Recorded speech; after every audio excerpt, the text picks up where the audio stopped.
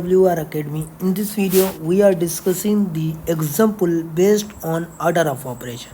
Here you can see the answer is 30. So,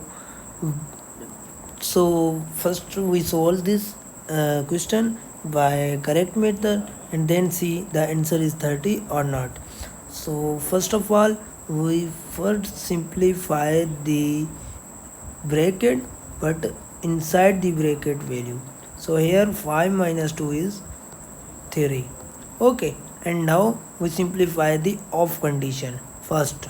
So 5 multiply 2 multiply 3. This is the off condition in Bodmas. Bodmas. So this is the off condition. So 2 multiply 3 is 6.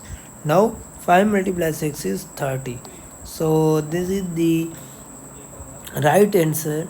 This question answer is 30. If you like this video, please subscribe our YouTube channel and press the bell icon for next video.